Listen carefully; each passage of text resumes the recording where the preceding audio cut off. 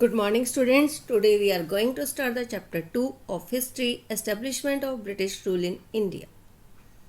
Let's see the takeoff. The death of the Mughal Emperor Aurangzeb is counted as the beginning of the modern period in India. The first newspaper published in India was Bengal Gazette. This is a one question for you. You have to name the union territories of India. For example, I am giving you one name, that is a Puducherry. It is a union territory. You have to tell the other union territories name. Send the answer in a message to me. Now let's start the chapter. The discovery of the sea route to India by Vasco da Gama, a Portuguese explorer, opened up new possibilities and opportunities for trade in India. Spices, sugar, indigo and textiles were major items of export.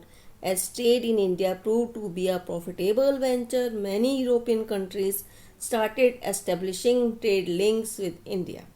The aims of such mercantile companies, which emerged from Portugal, the Netherlands, Great Britain and France, were to exclude competition by cheap goods and sell them in their countries as well as others at the highest possible price. This led to the rivalries amongst these trading countries, eventually leading to bitter trade wars. Vasco da Gama ने 1498 में, जो कि एक Portuguese explorer seller थे, उन्होंने India के लिए एक सी रूट, समुद्री रास्ता खोजा।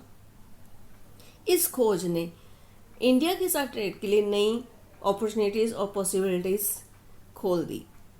इंडिया से स्पाइसी, शुगर, इंडिगो और टेक्सटाइल जैसी मेन आइटम्स का एक्सपोर्ट होता था।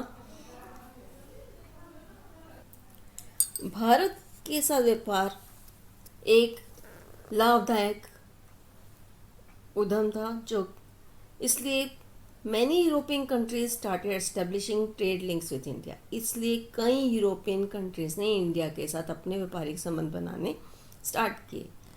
इन मर्केंटाइल कंपनीज का एक ही एम था, जो कि पुर्तगाल, नीदरलैंड्स और ग्रेट ब्रिटेन और फ्रांस से यहाँ इस्टेब्लिश हुई, एक कंपटीशन से बाहर निकलना। इसके लिए उन्होंने चीप रेट्स पे गुड्स को खरीदा और अपनी कंट्रीज में या अन्य कंट्रियों में हाईएस्ट पॉसिबल प्राइसेस पर बेचना।